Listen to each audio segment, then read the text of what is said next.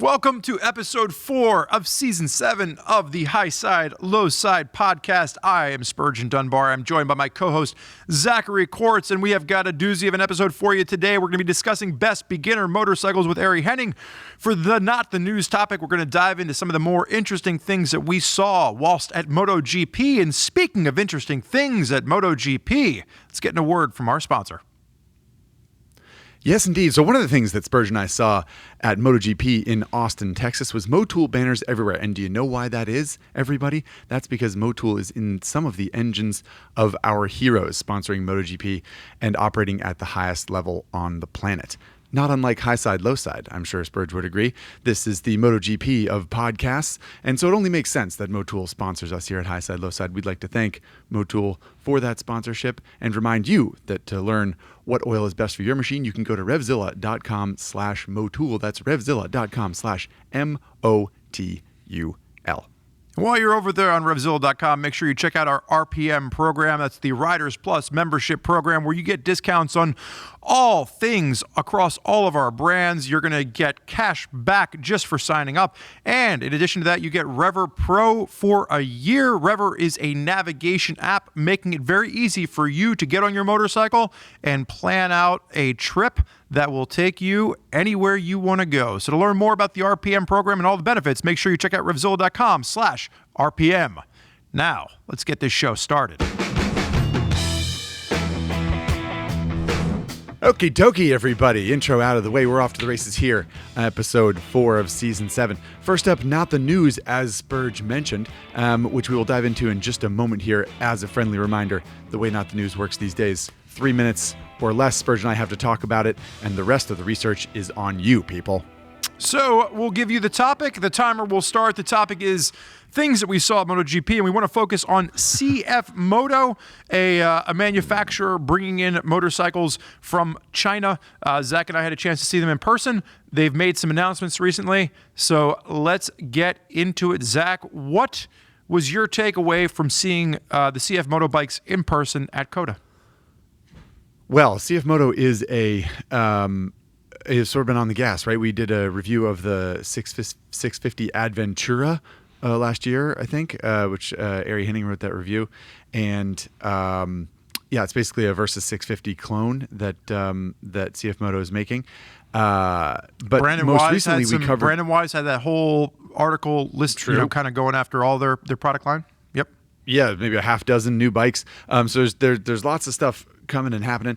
The thing that's perhaps most interesting most recently are two things specifically. One is a small sport bike called the 450 SS, which is a pretty obvious Ninja 400 competitor, which is kind of exciting. And then something that you can speak to, Spurgeon, is that Ibex 800, which is approximately 800cc parallel twin adventure bike.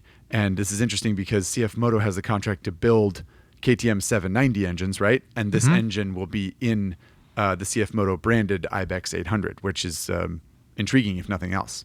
And Zach and I saw both of these bikes in person at COTA. Obviously, the 450 SS, super sharp. They're claiming roughly around 29 foot-pounds of torque, roughly 50 horsepower. And that kind of ties in with what we're going to be talking about in today's episode around beginner bikes. And then, Zach, you're correct. The one that I was really excited to see in person is the Ibex 800 S and the T. The T basically gets all the extra luggage and crash protection for, I think, like $1,000 or $1,500 more than the regular base MSRP. What I will say is that wheel sizes are different. There's definitely some tweaks, so it doesn't look like it's just a KTM 790 clone. Definitely not. Mostly, I think the looks alone are a bit of a tweak because people always talk about how ugly the KTM is, and I think that there's been a lot of conversation around how handsome the Ibex actually looks in person. I agree. I think it's a really cool looking bike. And it'll be fun to take a spin on it when we have a chance. Also, fair to mention, I think, that CF Moto is sort of involved in MotoGP. Another thing that we saw with CF Moto at MotoGP is there's a CF Moto Moto 3 team, which I believe is actually a Honda. But the point is they sponsor the team, and they're blasting their name out there. And I think one of the CF Moto riders was on the podium at COTA. Spoiler alert, if memory serves. So the point is, the CF Moto is coming at the industry from a lot of different angles, and it's pretty interesting to see, and we're just very excited to sink our teeth into these two new models, both of which have been covered at Common Tread by one Lance Oliver. Is that right? Yep. So there's a first look article on the new 450SS and the Ibex 800S and 800T. Our hope here is that actually by the time you're listening to this, Zach, myself, potentially even Ari, will have a chance to have thrown a leg over. We're out of time. I get it, producer Chase. The alarm is going off, people. We're wrapping it up. Zach and I are recording this as we are literally getting back from MotoGP. But by the time you're listening to this, hopefully we will have had a chance to throw our leg over an Ibex 800 for at least a bit of a brief period of time. We're trying to work out that deal with CF Moto, but that's probably the biggest takeaway of not the biggest takeaway, but one of the main takeaways that we saw whilst at MotoGP. And in the meantime, go read Lance's article about the 450SS and Ibex 800, and perhaps you too will become excited. What's next, Spurge? We got to get an Ari Henning in here to talk about beginner bikes. Is that right? I think it's time. We need to bring Ari Henning on, and we need to kind of introduce what most of our audience probably saw about a week ago, and what we're going to be talking about in this episode. And I think it would be great to have Ari on the episode as we break down the rules for this particular episode 4 of the podcast. Ari Henning, everybody, welcome back to the podcast, sir. All right. Thanks for having me, guys. Always a pleasure. For those of you listening, Ari was doing like a Richard Nixon thing, like a I am not a crook. It's not political though. It's just So sorry. Anyway, keep going, Zach. Why don't we introduce what we're actually talking about here? Going super well.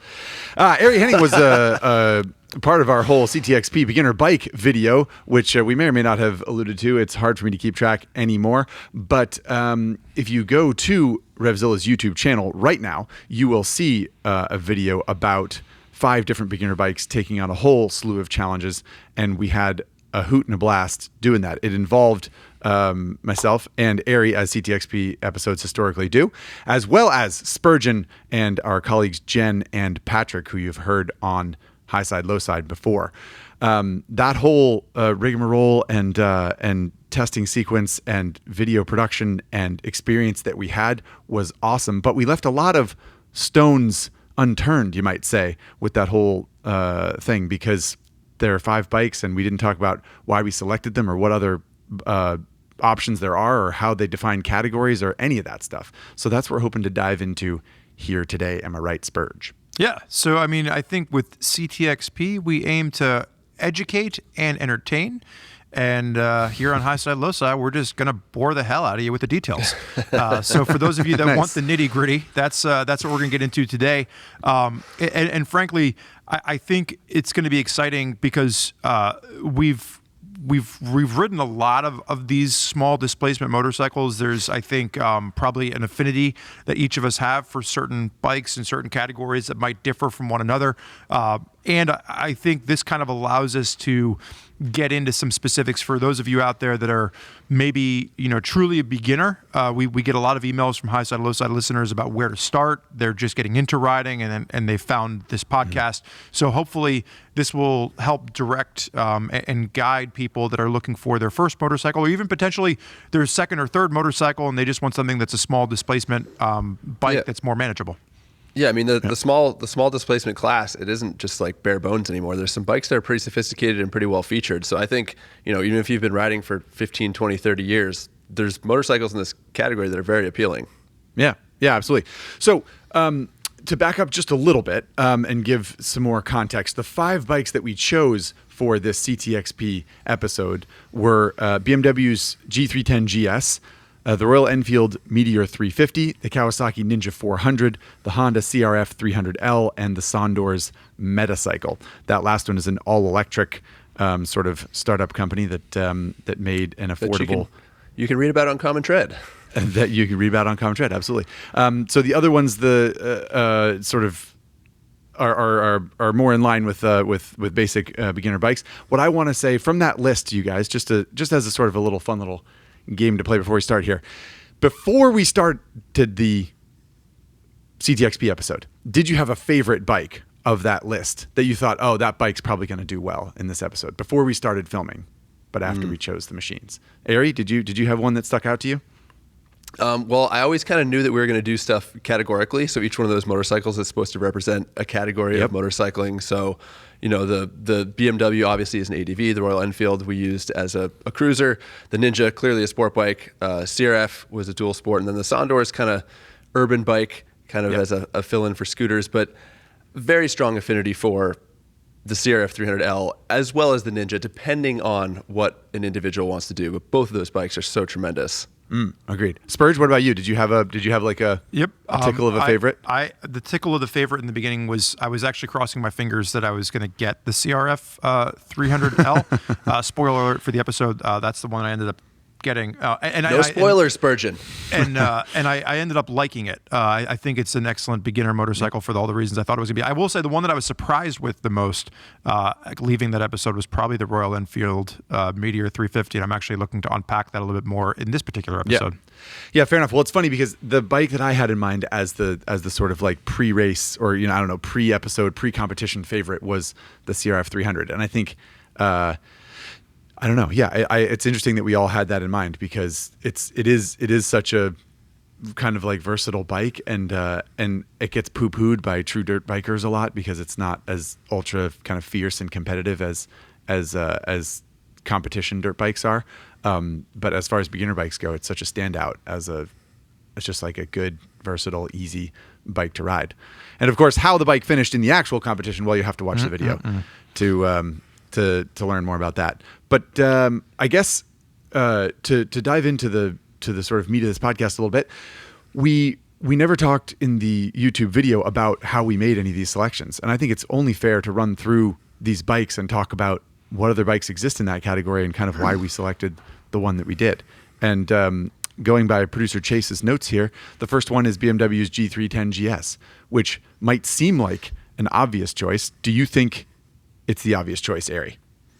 I mean, it wasn't the obvious choice. There's a lot of motorcycles in that category now, which I think is great because if you rewind, 5-6 years, there weren't any. You had basically the CRF 300L and that was it, and maybe the KLX 250 at the time.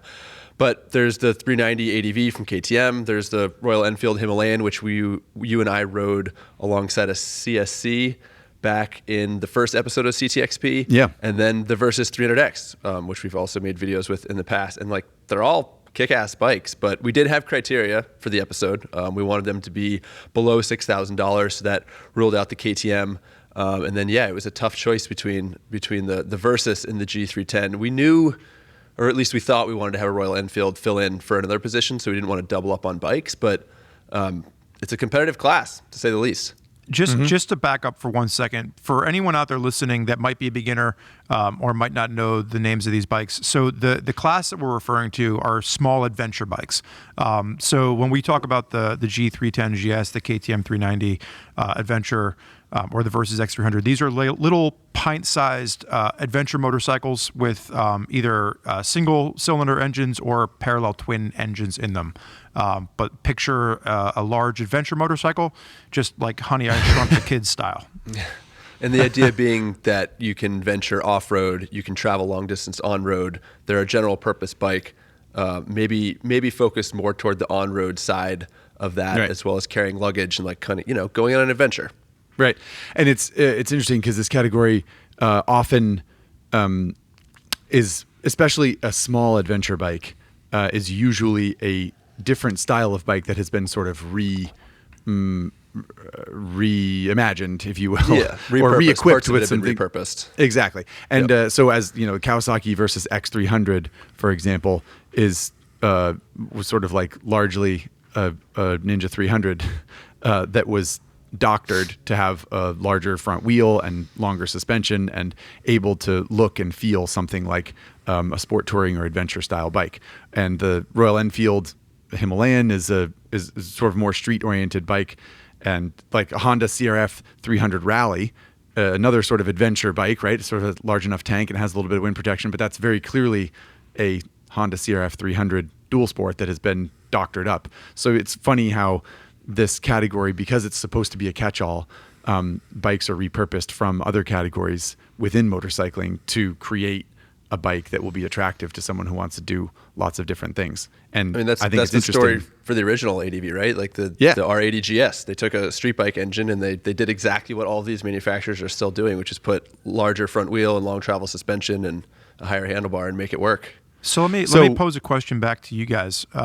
So if someone's looking at this category, what's the takeaway that they get with picking a bike in this category that they might not get with bikes in other categories? So if they're a beginner rider, why are they gravitating towards this category over another category? Guest honors, there, you take it. Oh, I was going to say host first. I mean, I think it's a great place to start just because it gives you versatility. As a new rider, you don't necessarily know what you want to get into. And if you're on what we call an ADV, you can basically do anything. As I say in the episode, they actually make pretty good sport bikes because of the narrower wheels and the upright riding position. Like, you don't have to be in a full crouch position to tackle corners. In fact, it's more comfortable to not be. So, I mean, someone's attracted to this because they want to be able to sample everything. They want to potentially do a road trip. If you live in LA, like ride up to San Francisco, maybe explore some dirt roads along the way, maybe have some gear strapped to the back. It's certainly things you can't do readily with a sport bike, and you can't do readily with a cruiser, and are harder to do with a dual sport because they're more slender. They're not really made to carry luggage. They're not really made to provide wind protection or go long distances. So it's kind of the modern sport touring bike with a little bit of off-road capability, and it's a real Swiss Army knife of motorcycles. Yeah, and I think ultimately the reason that the BMW G310 GS was chosen for this episode, well, part of it, to be honest, was that it represents such a strong lineage, and like the G310 GS, you can step up to any number of different size GSs and ultimately end up at the pinnacle of BMW GSs, which is the horizontally opposed twin. The small moon that is the 1250. Exactly. The R1250 GS or R1200 GS, depending on how old the model is. And that is in many ways the sort of bike that defines the category. So to choose the G310 GS was in part a tip of the cap to the BMW GS lineage, which is vast and regal. But as far as the capability of the actual bike, it is also it's not as good a dirt bike as a CRF 300 Rally. It doesn't have as low a seat height, or it's maybe not as approachable as a Kawasaki versus X300 or a Royal Enfield Himalayan, but it does have a low enough seat, and it does have long enough suspension, and it does have enough, and that's kind of the ADV category in a nutshell, right? Like it's a jack of all trades and a master of none, and that's kind of how we felt about the BMW G310 GS as it relates to all of the competition, which is a good enough reason to select it because it's comfortable and capable. And I just want to go back to, I agree with everything that you guys said. I want to back up for 1 second just to the body position that Ari mentioned, because I think that's really important for a beginner rider. And Zach, you and I actually, I don't think we did it on camera, but I remember sitting in an In-N-Out where you and I don't want to say we got heated because it's always a friendly discussion around motorcycles, but we definitely disagreed around the body position on something like the Ninja 400 because we were coming at it maybe from a little bit more of an experience standpoint where we're like, oh, well, the Ninja 400 body position isn't as aggressive as an actual sport bike. But if you're comparing the Ninja 400 body position to something like the G310 GS or the Versys X300, I do think it's important to note for a beginner rider that like that neutral upright body position is a really easy way to learn versus sticking your feet either way out in front of you or way behind you. And this is probably something debatable, right? Like there's probably some people out there that will disagree with that statement and are already going to their keyboards. But what I think, and this is just my personal thoughts on this, is that upright body position, if you are a beginner, does make it very easy to get your feet on the ground. It makes it very easy for low speed maneuvering in parking lots and to be able to have that wide turning radius that you would see on an adventure bike or a dual sport. So I think that if you're a beginner rider and you're looking for, an easy way to learn how to ride, I think a lot of it does come back to body position.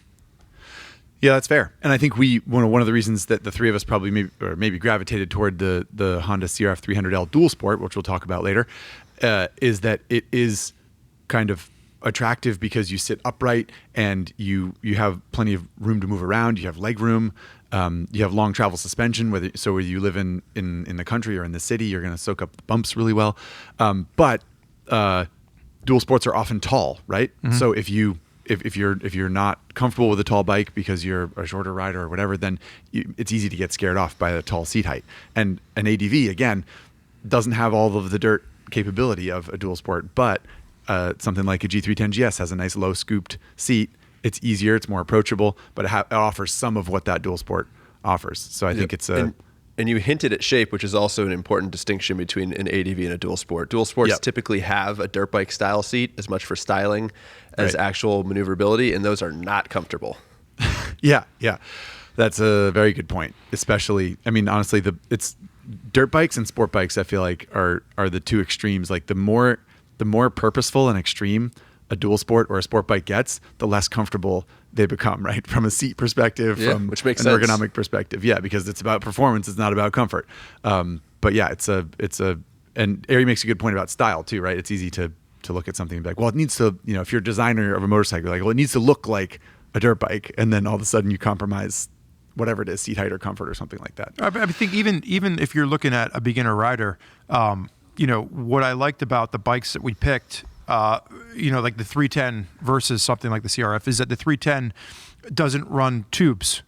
So that if you do have to plug a tire on a trip, you can get away with using a plug kit, which is a lot easier for a beginner rider than having to pull over and figure out how to take a wheel off to put a new tube in, which is something that if we were to go with like the Versys X300, for example, Cowie has spoked wheels on that, which I think it matches a certain aesthetic, but it does complicate things for newer riders that might not know how to throw a new tube in a tire if they get a flat whilst rolling down the highway.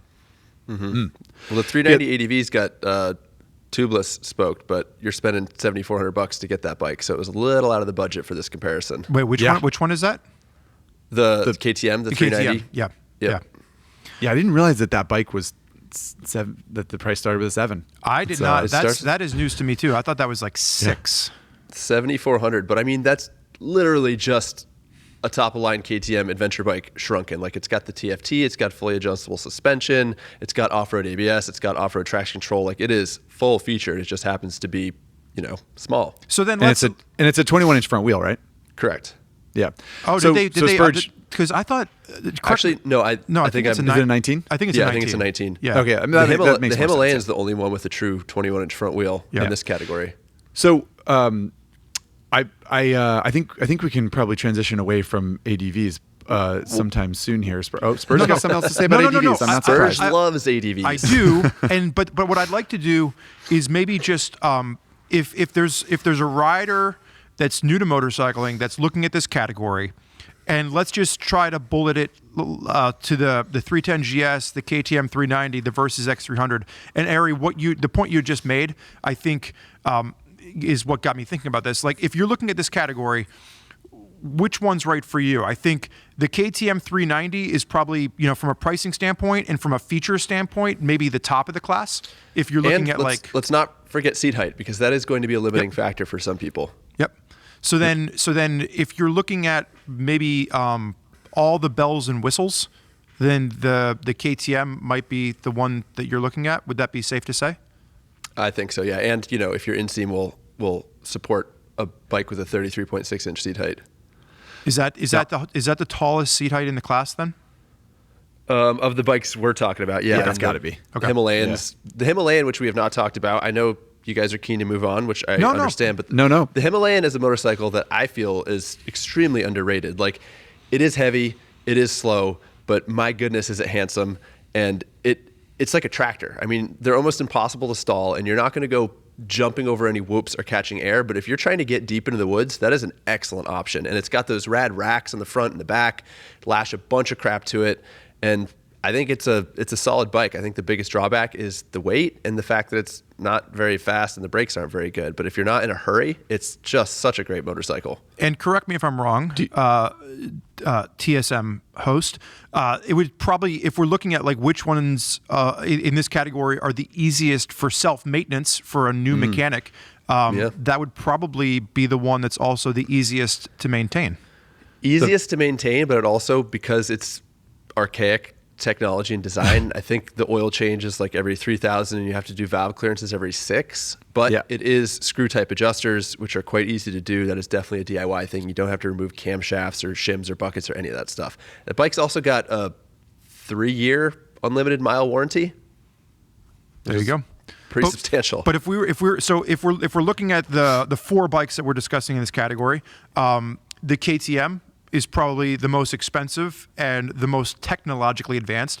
The Royal Enfield is probably the one that is the most approachable mechanically and maybe the most rudimentary in its design. The least advanced, yeah. And then in between that, we have the BMW G310 GS and the Versys X300. And I think the main difference there, and you guys can correct me if you think that besides the engine type, one's a single, one's a parallel twin, and I think there's a bit of a difference with that. I found that the Versys X300 feels like it has a bit more room if you're a larger rider, where maybe the 310 GS or the G3 310 GS feels maybe a little bit more compact in nature. And then obviously there's spoke wheels versus cast wheels and some differences there. Yeah. I don't recall. Yeah, neither do I. That, to be honest. But yeah, I think that the something like a KTM 390 Adventure is pretty relatively uncompromising and tall and like we said, sophisticated and advanced and all that jazz. But on the other end of the spectrum, that Royal Enfield, one of the reasons it doesn't feel roomy is that the seat's very low, so it's easy to get on and off. But if you're a taller rider, you might feel a little bit cramped. And I think it's a fair point to bring up, Spurg. I think what I would like to do right now is ask you guys, within this category of the bikes we've discussed, the KTM 390 Adventure, BMW G310 GS, we could even put the Honda CRF 300 Rally in there if we want to, Royal Enfield Himalayan, Kawasaki versus X300. Which one would be your sort of pick or recommendation, aside from the CTXP episode where we made the selection? Guest honors, go for it. No, come on. No. Yeah, I think my gut initial reaction to always go with Austrian manufactured motorcycles is going to be tempered by my enthusiasm for the Kawasaki Versys X300. The only real critique that I have for Kawasaki on that bike, and it's a bike that I really do enjoy, is that I wish that they would put the 400 engine in it already. Yes. I know that, totally. It's one of those ones where I still can't figure out why they haven't done it. The 400 engine from Kawasaki, which we will talk about later in this episode, is just a beloved and lovable engine by everybody on this podcast. And I wish that they would update that engine already. But aside from that, I think that the Versys X300 is my pick. I remember it having really great highway miles or really great highway feel when I did the launch with it. It was comfortable. Definitely. We rode it off-road. We rode it on-road. Kawi gave us like 500 miles over 2.5 days with that bike, and I remember really enjoying it. So my pick is the Kawasaki. Yep. What about you, Ari? I think I'd probably lean the same way. I am very intrigued by the 390 Adventure as well. Just the premium features on it are really attractive to me. But if this is going to be a true beginner, then I think that stuff might detract from the experience. I like the 300X because what I envision as the ultimate beginner year for a motorcyclist is road trips, weekend road trips where they stack 400 or 500 miles on. And for that application, the 300X is the best. That engine kind of sings along in the highway. It's comfortable cruising. And the off-road that people imagine, similar to like SUV drivers when they buy a Wrangler or a Tahoe or something, you're not going to be blasting through mud puddles. You're not going to be climbing mountains. You're going to be exploring gentle dirt roads to get you to places that you wouldn't otherwise get. So for that purpose, a 300X is excellent. And you can put luggage on it, although I would not recommend the stock luggage they offer. Those like plastic ammo cans are pretty junky, but good. Get yourself a couple of rock straps and a duffel bag and just strap it on the back seat and go enjoy life on 2 wheels. Yeah, we have a friend of ours, Ari, old Danny there, has a Versys X300, and he's put tires on it. Yeah, exactly. Yeah. And so it's not perfect, but the point is he also has an SV650. He's a fairly experienced rider, and he just likes that bike. He likes it for bopping around the city, and he understands it's comfortable, it's good. And I can't add much else to what Spurg and Ari said about the Versys X300. It's would that be your pick? Absolutely, yeah. And I I appreciate the BMW G310's lineage. I appreciate the fact that it does sort of emulate maybe most directly a large adventure bike. But yeah, that Versys X300 is just it's too good. It's too good not to recommend. All right, But another tip of the hat to the Himalayan though, because if your heartstrings are tugged at by the handsomeness of the Himalayan, like do not worry about how slow it is. It'll just means you'll have more time to enjoy the scenery. So we're gonna and just Go ahead, brake Zach. early because the brakes are also not good. Yes. Well, Brakes are from there's 1950. plenty of additional content out there. There's a CTXP episode that involves the Himalayan. There's a first ride review on the Himalayan. If you want some different perspective, that's not Zach, Ari, or myself. Jen Dunstan did a really good review over on Common Tread titled "Beginner Friendly ADV versus Dual Sport Showdown." She compares the BMW G310 GS to the Honda CRF 300 Rally, and there's some really good counterpoints and some outside perspective in there that she pens in that article. But I think it's now time we move on to the next category. And this is going to be the Royal. It's going to be the pick that we made in the episode was the Royal Enfield Meteor 350, and the category would be cruisers, right? So cruisers. So what were some of the other bikes that we had in mind for this particular category? Well, you got to talk about Honda's Rebels. You got Rebel 300 and the Rebel 500. Rebel 300 is essentially the same engine actually that's in the CRF 300 Dual Sport. And the CBR 300. And the CBR 300. And the CB300F. There are a whole bunch of them. There's a bunch of them. And then the Rebel 500 is the larger parallel twin engine, which technically blew the budget for this particular episode, because I think a Rebel 500 is $6,500 or something like that. Yeah, $6,450. Yeah. So yeah, those the Honda. You have to mention the Honda Rebels, and then what else do we consider, Ari? I mean, there's not a lot of pickings in that category, especially when we're trying to keep it below $6,000. Yeah. But there are other motorcycles. You know, I feel like cruisers, especially because they're supposed to look classic. You can go to older motorcycles like the Harley Street 500, although I would not recommend it. The Buell Blast is something that we've got on our list, and the V-Star 250. And some of the I think the thing that we struggled with this was that a lot of the bikes that were in this category historically are no longer being manufactured as new for whatever reason, which is what Ari was just hinting at there. So I think that if we're talking about walking in and buying a new bike on the dealership floor, you know, that's where the Rebel 300 or 500 is probably our most direct competitor.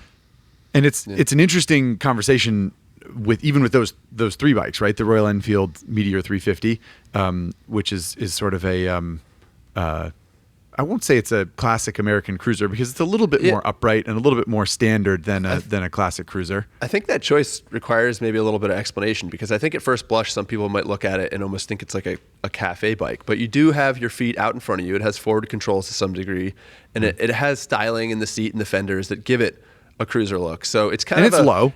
It's definitely low. It's got a very low seat height, but it kind of straddles those worlds. But primarily what it provides is a very classic silhouette, and that's certainly something that you would apply to cruisers and something that often attracts people to cruisers. Right. And I think that part of the conversation that's interesting, I think, is that the Honda Rebels are cut from a different cloth, right? Absolutely. They're liquid cooled engines. They're sort of what I think Honda calls neoclassic. So they have round headlights and some sort of classic styling, but they're realistically modern machines. Yeah, they're more like cruisers of the late 90s and 2000s versus what people think of as Harleys, which are cruisers from the 50s and 60s. So they definitely have a more modern. They've got, you know, sharper angles. They're kind of more raked out. They kind of have that rigid back end look. So I do think that they're kind of like you said, cut from different cloth, a different approach to cruisers. Well, plus we're already considering that same power plant for other categories, so we didn't want to overlap too much. Well, I think that nail on the head right there. I think that what's interesting about the Meteor 350 as well as the Rebel 300 and 500 is that right now, as we speak, Jen Dunstan is at a review for the new Hunter 350 from Royal Enfield, which is basically that same platform, but now we're going mid controls, maybe a little more upright seating position, something a little bit more retro inspired, and then Honda's more like a small Triumph Bonneville than a cruiser. Well, you kind of stole the thunder there, because I think that, you know, sorry. I think one of the discussions we had around the Royal Enfield is that, like, it's kind of the bike that Harley Davidson should be making, and they're not.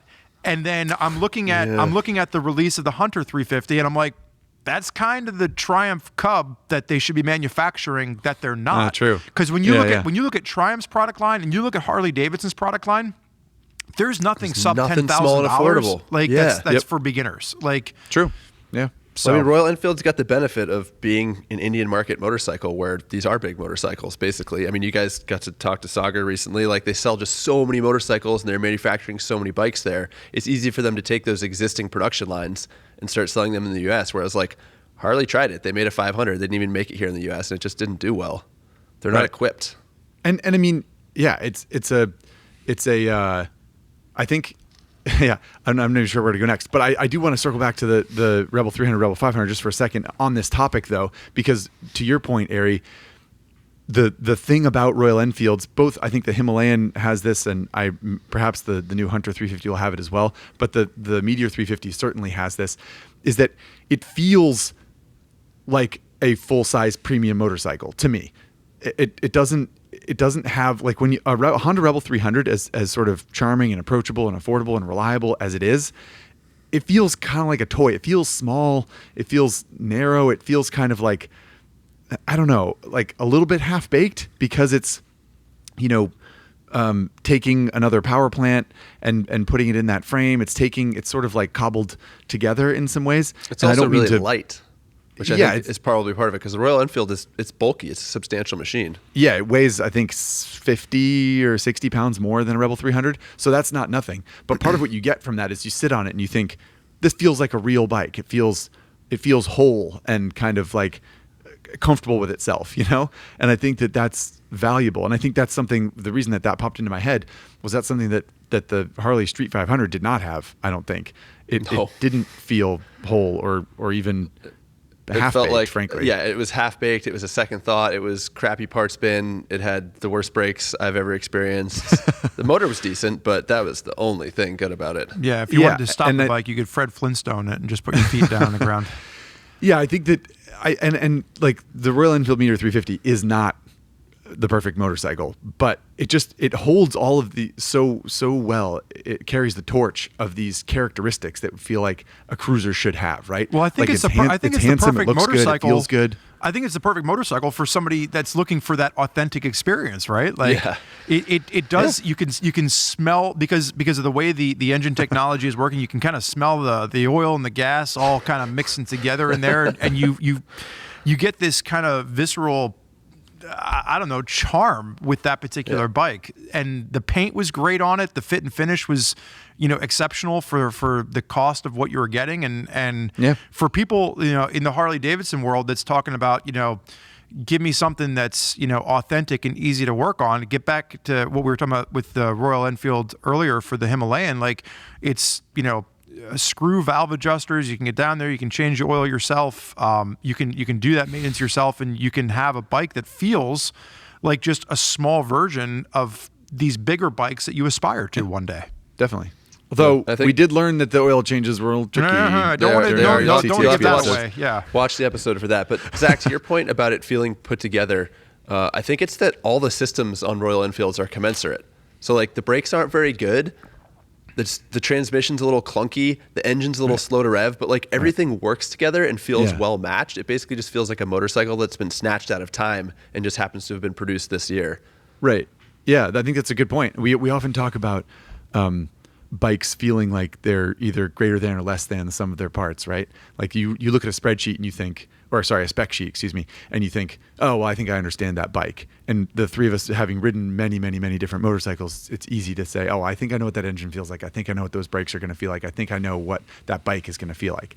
And sometimes bikes just feel like more than that, And to your point, Ari, none of the stuff is really like a huge standout, but because it all kind of gels, it creates an experience. Yeah, it all feels appropriate. You're not like riding an MT-07 where the engine's this raucous thing and then the suspension and brakes are really underwhelming. Yeah, exactly. Yeah, well, and I think that that's because motorcycles are often a decision of your feeling more than your sort of like oh, well, that one has the better gas mileage. Like oftentimes we reach for bikes that we just like, right? Because we like the way they look, we like the way they feel, we like the way they make us feel, whatever. 100%. And I think that that's the thing that the Royal Enfield does so well. It sort of makes you feel like you're doing things right. And I like that about it. Well, I think that's part of, the whole point behind this conversation in general, right? Is that a lot of times as beginner riders, we don't necessarily understand the mechanics or the engineering behind something. We look at something, we say, I like that. I like the way it looks. And I think playing around in this episode reminded me of that. I didn't go out and buy my Triumph Bonneville because I was excited about its 0 to 60 time or its brake performance or anything like that. I looked at that bike because and it makes great sense. Right, exactly. I looked at it and I was like, well, this thing just looks cool, and it looks like what, in my mind, a motorcycle looks like, and that's what I want. And I think, to me, when I think about the Royal Enfield, the Meteor 350, like, that's the win here. It looks like a cruiser. It acts like a cruiser, and it delivers that for somebody that's just starting off and they want something bigger in the future, but this is going to give them that accessibility. And can you ride it down a dirt road? Well, you'll have to watch the video to see if that's even possible. So I think if you guys are cool with it, I'd like to circle back to that same question again. Of all the bikes in this category, do you which one do you feel like you would want or even recommend, be quickest to recommend of all the bikes we've talked about? I think used bikes is fair in this category as well, since, as you said, Ari, some of the stuff that is arguably valid isn't in production. Yeah. Ari, you go first.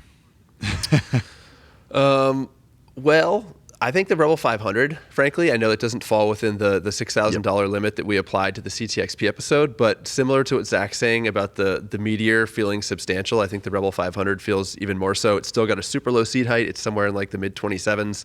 It's still pretty lightweight. It's about 410 pounds. And I think you're just going to get a bit longer legs. You're going to be able to grow with that bike for longer than you might, especially with the Rebel 300, which is quite small. So I would lean toward the Rebel 500. It is, closer to $6,500, but anyone who wants a Meteor, again, anyone, just like I said with the Himalayan, anyone who's interested in that bike, I would 100% encourage them to pursue it. The thing about the price that's interesting is you think like, CTXP had a $6,000 limit and the Rebel 500 is $6,500. Like, well, but I pay an extra $400, $500 for to get the bike that Ari Henning recommended. But one of the things about the Meteor 350 is that it is fantastically affordable. Isn't it $4,800 or something like that? Like, it's not even under $4,750.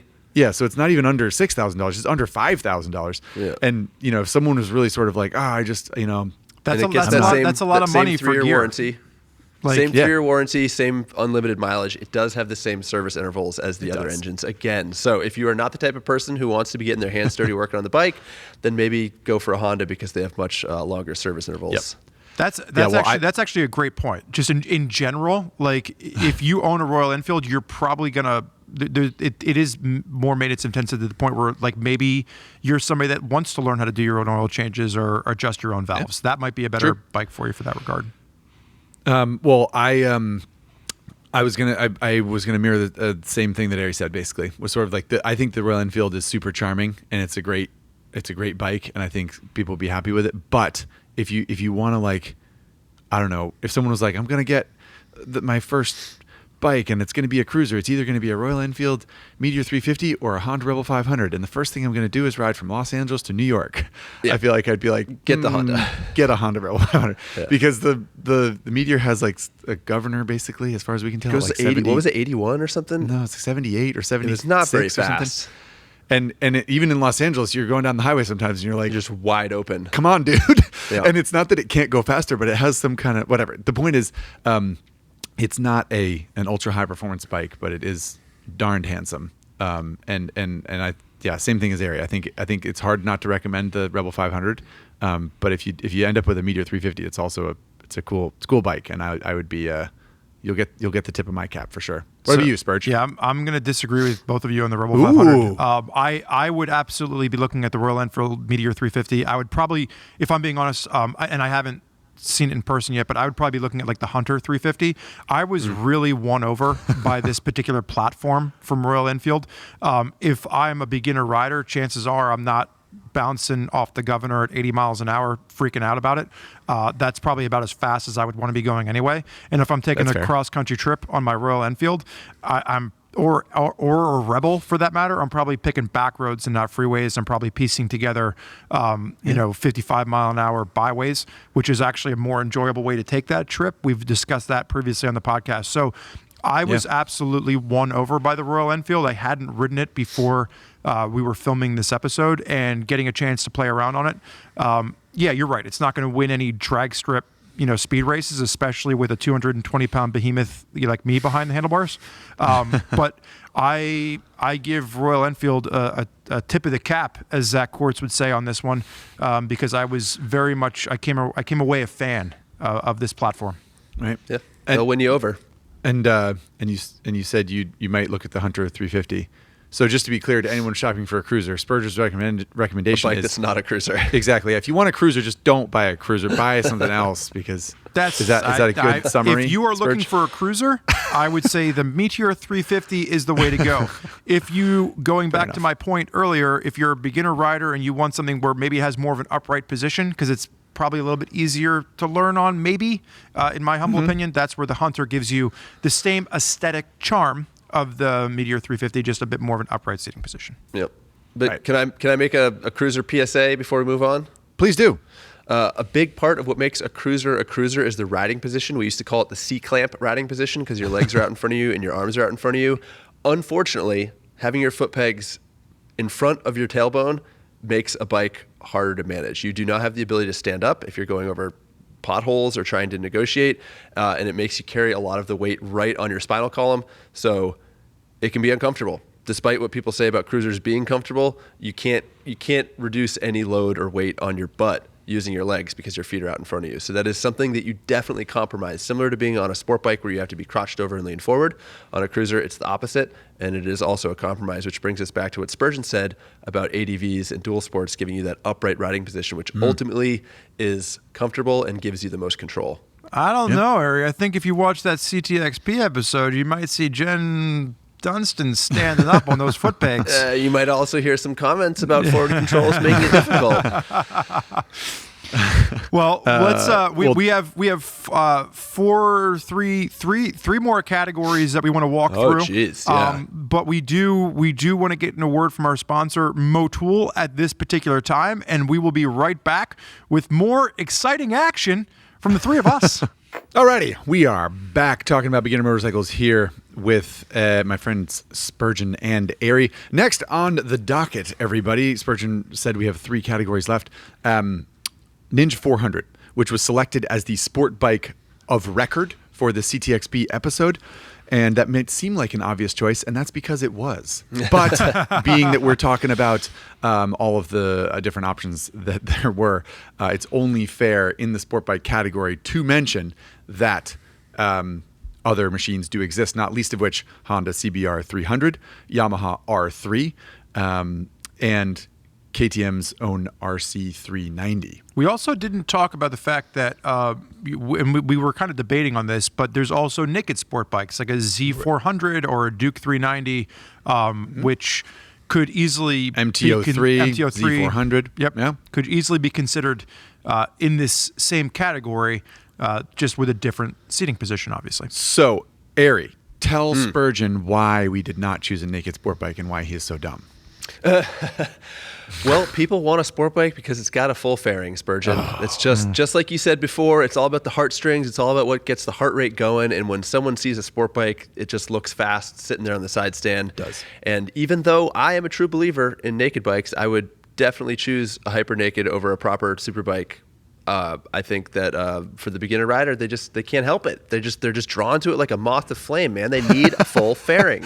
I was going to make a comment about how they want a full fairing until they have to do an oil change or remove the fairings, but then I thought back to a CTXP episode, and I was like, you folks, you got to watch the CTXP episode. If you haven't seen it yet, it's there on YouTube. It is waiting for you, and it will entertain and inform and probably make you chuckle. So, but jokes aside about Spurgeon's intellectual capacity. Take for example the Kawasaki Ninja 400, which is a 399cc parallel twin sport bike, which we chose for the episode, and you may be familiar with. There's also the Kawasaki Z400, which is sort of what Spurgeon's referring to, which is a naked version of that, meaning it does not have all the fairing bodywork stuff on it, but is largely the same motorcycle. And it is also largely a very good motorcycle. And realistically, as far as sporting potential of a bike, the Z400 has, what do you guys think, 95, 98% of the sort of sporting capability of a Z400 as far as going down a twisty road. Yep. And is realistically a good option if that's sort of what you want. I think guess. you said that a Z400 has 98% of the capability of a Ninja 400. Is that what you meant to say? That's what I meant to say. That's what you meant to Yeah. say. Sorry, I think it might have been backwards. We a knew little what bit we there. knew what he way was around. saying. I just want to make sure the audience knows, because the audience Yes, might be beginner yes. riders, and they might Well, be in like, that, what are in these that idiots case, talking about? In that case, Spurgeon, I'd like to rewind approximately 20 minutes when you said wide turning radius on ADV. You meant wide steering sweep and tight turning radius. Just you a go. very Thank you. I knew people knew what you meant. I just want to clarify for folks: a wide turning radius means a big circle. That's no. We should. Well, why don't we? We should do a whole episode of corrections. Oh, that'd be a lot of fun. But can you clarify, Ari? Clarify what we're talking about with that. So ADV bikes, they got the big wide steering sweep. The handlebars are wide, and because they don't typically have bodywork, and I don't know, there's probably other factors that I'm not thinking of. You're allowed to turn the handlebars more, so you get a tighter turning radius. You have a wider steering sweep, whereas on a sport bike, because the clip-ons will hit the tank or the fairing, you don't get to swing the handlebars as much. So you have to do a bigger radius on your turn. Yeah, there you go. We occasionally cover this on Daily Rider when we do the U-turn challenge, which was a suggestion of a viewer, which I think is smart because sometimes bikes, they seem like they might be easy in a parking lot, but they're not. Anywho, the point of bringing up the naked sport bike versus true sport bike thing is the fact that there are other bikes. Many of the sport bikes in this category have a naked option. A naked bike sibling.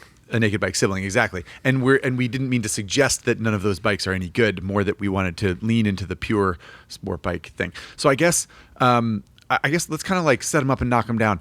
Ari, why do you think we chose a Ninja 400 over a Honda CBR 300 or Yamaha R3? Well, I'm probably going to catch some flack for this, but the R3 is not a very good sport bike.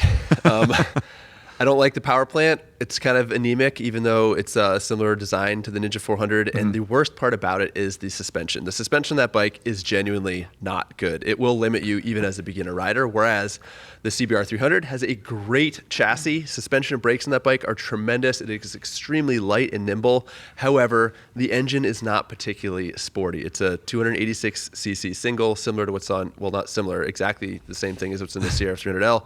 Doesn't make a lot of horsepower, about 26, doesn't want to rev very high, whereas the Ninja 400 has good chassis, so good suspension and good brakes. It has damn good looks, and it has a kick-ass engine. That 400cc engine makes like 44, 45 horsepower. It revs to the moon. It is tractable down low, but you can also spin it up and really get that genuine sport bike sensation and feeling. So it is similar to what I've said before with some of the KTMs. It's a sport bike. It's just been shrunken down. Yeah, right. if you wanted to actually ride a sport bike, like maybe you're going to do your first track day with this particular motorcycle. Ugh. Think about that Ninja 400, Great. where I know that Ari and I were on the original launch for that, and it's just what an amazing bike right off the showroom floor, even with the stock tires on it. Yeah, stock tires, stock foot pegs, stock brakes, everything. Like even I'm an A-level track day rider. I've road raced plenty, and I've ridden that bike as fast as I wanted to ride it, 100% stock, and just had a blast doing it. I am not an A-level track rider, and I had a blast doing it with all that stock stuff. But I think the one thing Fun for everybody. The one note here too is, as we're thinking about this, the one that you failed to mention, and it kind of gets back to what we were talking about in the ADV category. I didn't fail to mention it. I just didn't get to haven't you done yet. it yet. It's now your turn to tell the viewers. I wasn't talking Okay. about you. I was talking about sorry. Ari Continue. kind Well, of whatever went through. whatever you say, I failed to mention. It's just because I haven't had the chance to get there yet. Because I'm trying to share airtime with you too. So go ahead. No. Like the one that we've all, because Ari did a very good synopsis there. But like with the KTM product, it is very similar to what we talked about with the Adventure one. It's you're getting the TFT dash, you're getting all of those high end fully adjustable suspension. Exactly. So radial mount front brake. Yeah. What I was going to say, Spurge, was tell the viewers why, or listeners why, we chose the Ninja 400 over the KTM RC390, because they already took the other two. Oh, because KTM won't let us have press bikes. So we didn't have because that's we not could even an not option. include it in the episode. It was not even an option unless we borrowed it from someone like Zach has done in the past. Right. But yeah, it's unfortunate. I was we actually chose- back when KTM did invite us to press launches. I was actually at the press launch for the new Duke 390 when that was in Italy. Unless they've released a new one since then, which I don't think that they have. And it's a very capable machine, a very competent chassis, lovable engine, great electronics package. But it's also all of that we didn't get a chance to bring into our audience. I will say that the RC390, I have not had recent experience with it, but I've had plenty of experience with earlier models when we worked at other places where they allowed us to ride them. And it is, if you are looking for the genuine compromise of a sporting vehicle, the KTM will deliver that. The engine runs hot, the radiator fans on all the time. It has the highest, stiffest seat. It has the lowest clip-ons. It is the most genuine, but that does not make it the best. That just means it's the biggest compromise. Yeah, and it does. It as Spurgeon said, it offers a lot of the features that low end KTM's have been graced with, like big juicy screens and good brakes and stuff like that. But to Ari's point, because it is more of a pure sport bike, it's often in the past, especially, why we have leaned into the Ninja 400 as the recommendation, because the Ninja 400 looks like a die-hard sport bike, but it's actually like a 600. fairly comfortable. Yeah, and the handlebars are not too low, and it's pretty reasonable. The seat's not too high. It's a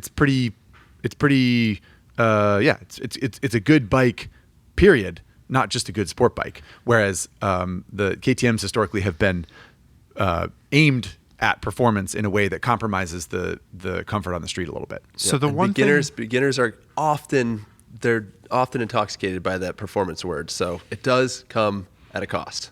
Yeah. Yeah. But the one bike that we didn't include in this because it wasn't available at the time of filming, and it's the one that Zach and I had talked about at the beginning of the episode that we were able to see in person, and they were actually doing demo rides at Circuit of the Americas down in Austin at MotoGP, was the new CF Moto 450 SS. Now, the reason I mention this is that they're clearly going after Kawasaki's Ninja 400 with this motorcycle. Yeah. They're claiming 50 horsepower, 29 foot-pounds of torque, which is actually a little bit spicier than what Kawasaki's claiming. They're also including Brembo brakes. They're including styling that is very sport bike aggressive, all for a price point that is slightly less than the Ninja 400. So it's clear that CF Moto is taking aim at what Kawasaki has clearly had success with in the United States, especially. Yep. Every motorcycle publication and their uncle is going to do a comparison between the 450 SS and hopefully the us Ninja 400. included. Is it actually a Brembo caliper or is it a Bibre? I believe it's a Brembo. Yeah, I think it says Brembo on it. Yeah. Cool. They changed the castings. Isn't Bibre just a small tangent here for you beginner riders?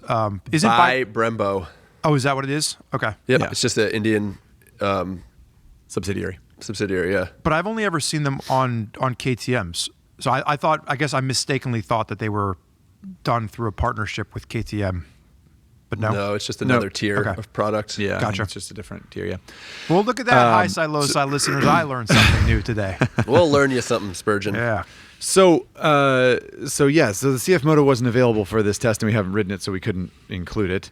And we covered the other sort of obvious machines in the category.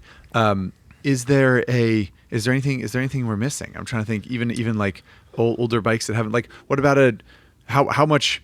Just to put a little bit of perspective here, how much worse is a Ninja 300 than a Ninja 400? If someone was like, well, I want a bike. If I get a Ninja 300, am I going to get at least 75% of what I would get with a Ninja 400 or not? What would you guys say to that?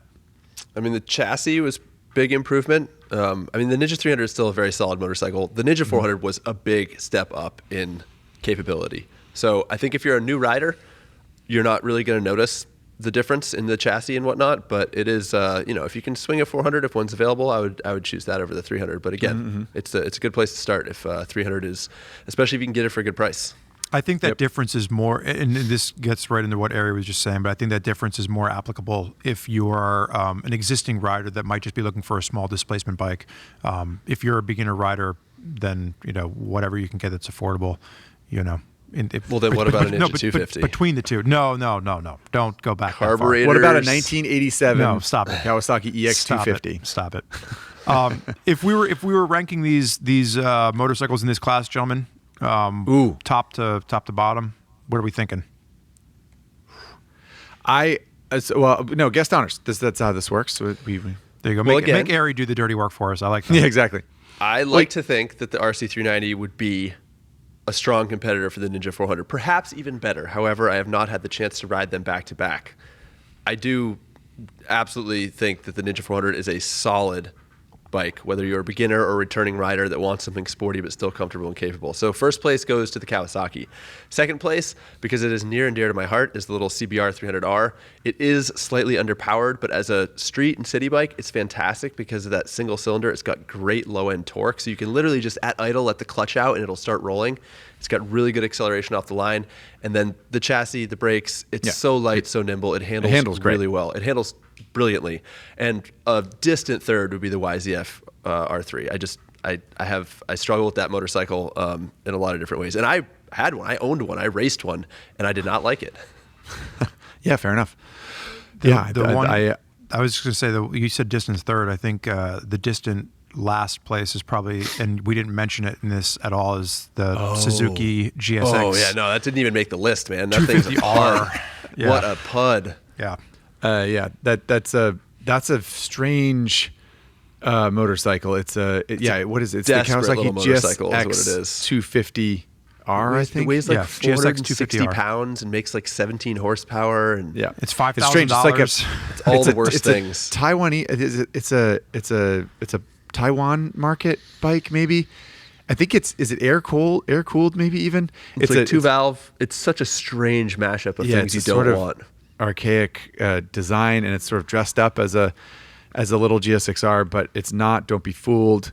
It'll get you from point A to point B. Yeah. As far as we can tell. If you currently own one, testing, we're sorry, but I think that's a good point for beginners. Where if you're looking at sport bikes, and sometimes they all do look the same, and you're thinking, oh well, this is the one that's in the dealership that I have, and how different could it possibly be? It is very different than all of the other bikes that we're talking about at this point in time. Yeah, it's sort of something like half the horsepower of a Ninja 400, and I think it weighs 50 pounds more or something. So very, very different machine there. I'm glad you brought that up, Spurg. And I think my ranking would mirror Ari's. Nothing exciting there. I think the only thing that I'll say about the Kawasaki Ninja 400 is that I don't just think that that's a good bike for beginners or returning riders. I think it's a good bike. It's just a good motorcycle. Literally anyone. I mean, we recommend it all the time for a friend of ours, guy who shoots cam ops for CTXP episodes, was going to get a GSX-R 600 or 750 to go or an R6 or an R6 to go to track days. We talked him off that ledge. No, man, get a Ninja 400. And he was like, but I've got an XSR 900. I've got a 100 horsepower bike for the street. Like, I don't want something that's slower for the track. And we're like, yes, you do. And he did it. He listened to us. He bought a Ninja 400 and he flipping loves it. He loves it. And so many, beginner, even intermediate, even expert track day riders are on Ninja 400s and having a blast doing it. So if we went to a tire launch or something, and there's everything from Panigales to RSC4s to R6s to Ninja 400, I am at some point during that day going to take a Ninja 400 out because they're just that much fun. I'm probably just going to hog it the whole day because it's that approachable and that easy to ride. So I think it's safe to say we can move on from sport bikes, and then we're kind of ubiquitous in the fact that we all agree that the Ninja 400 is the bike to look at in that category. Creme de la creme. Yeah, that's we the one have that we spoken. Would pick. Yeah. So let's move on to the dual sport category. Motorcycles that are based off of a dirt bike chassis, if you will, but they throw some headlights and some emissions requirements on there, and they get some turn signals. Now you can ride your dirt bike on the street. And our pick for the episode was a Honda CRF 300L, but there's obviously some other bikes in this category that we could possibly consider if we're shopping around. Then the one that I think most of this discussion will be around would be the Kawasaki KLX 300, which is essentially the same bike made by a different company. It's a single cylinder 300cc. Actually, the engine is obviously it's a Kawasaki, not a Honda, so the engine is different. The design is very, very similar, and the purpose of the motorcycle is very, very similar. I actually don't know the displacement for the Kawasaki off the top of my head, but the Honda's a 286. It's 292. Yeah. So the Kawasaki engine is a little bit larger. And that actually kind of mirrors the bikes and how they act, because the Kawasaki is slightly more aggressive. I think the suspension's a little stiffer. The brakes are a little sharper.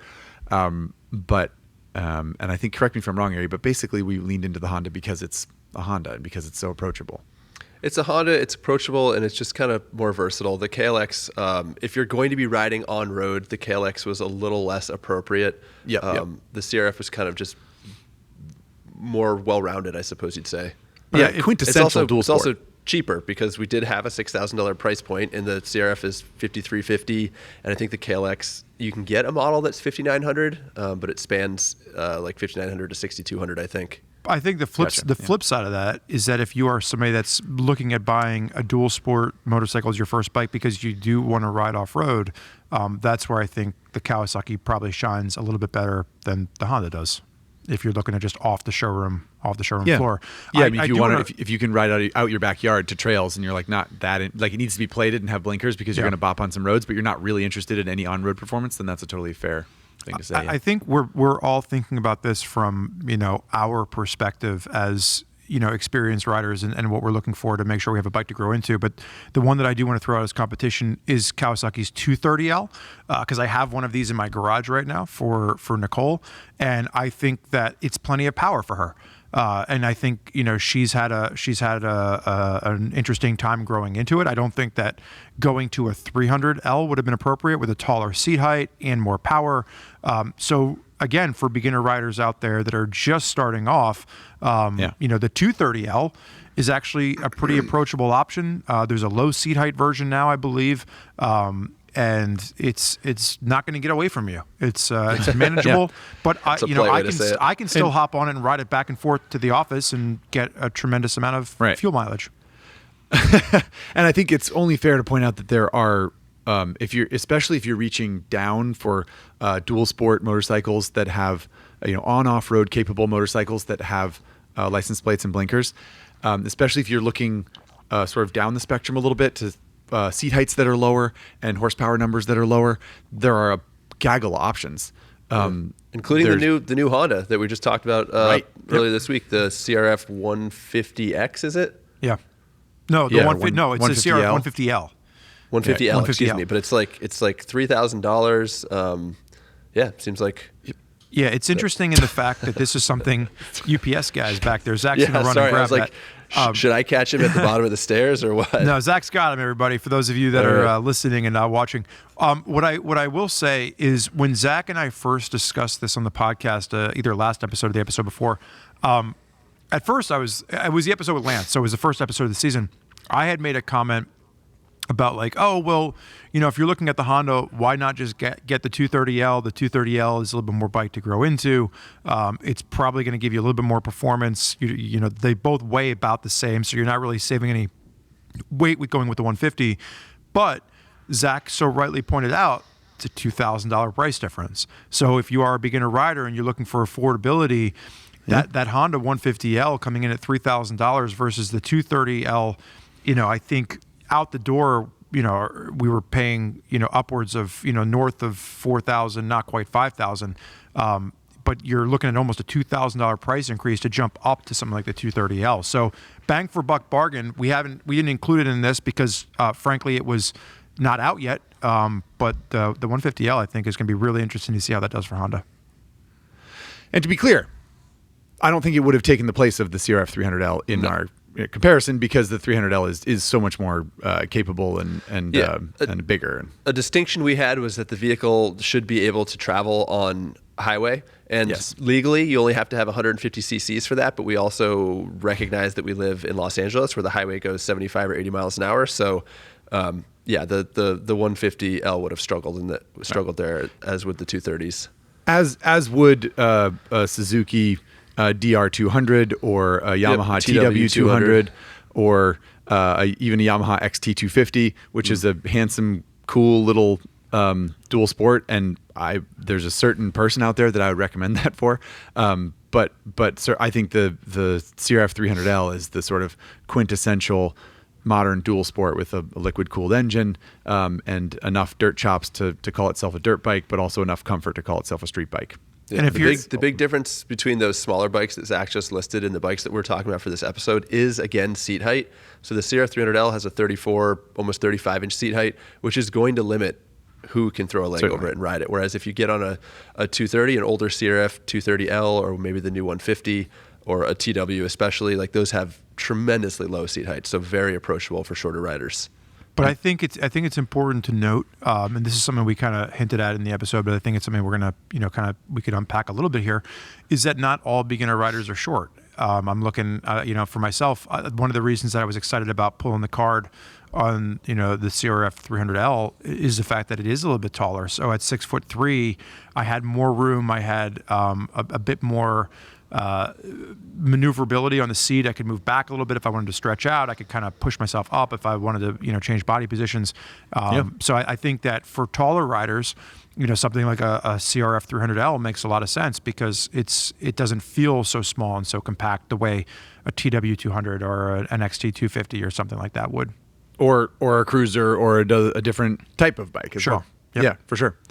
Yeah, that's a good point. Okay, so is there any other sort of factor within the dual sport category that's worth talking about that you guys can think of? I would just say that I think if we're looking at pretty much all the bikes in this category, regardless of which ones we pick, they're all pretty much spoke wheels. So you need to understand how, if you do get a flat tire, changing a tube in that versus just being able to use a plug kit. Some of the things you might not think about as a beginner. These are all going to have narrower seats. They might not be as comfortable. I believe every single one that we looked at is a single cylinder motorcycle. So a little bit more vibration than something that we might have that's a parallel twin. Those are just some things to consider. Those are good things to point out. And I think that this class, frankly, has the largest variation in focus and performance. You can go way down to a fat tired TW200 all the way up to like a Yamaha WR250, which is like basically a motocross bike with lights.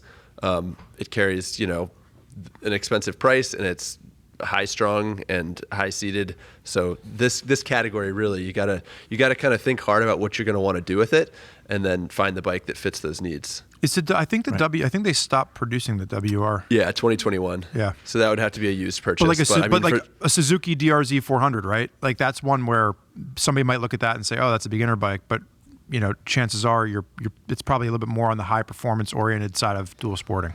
Yeah, it's got a bigger engine and it's more expensive. My problem with the DRZ has always been the weight. But I guess it doesn't actually weigh that much more than the other bikes we tested. So, yeah, I think this is as we come, as we cover the last couple categories here. I think it's fair to mention that another thing to have in mind as a beginner, if that's what you are, is that the engine size doesn't necessarily mean that that's how high performance the bike is, right? As Ari was just saying, a Yamaha WR250R is a pretty spicy engine, and a Honda CRF 300L is a very mild engine. And you might look at a CRF 300 and think, oh wow, it's a bigger CRF engine, 300. it must be faster and spicier, exactly. But it's not. But a WR250 is like a much higher performance, much more serious dirt bike.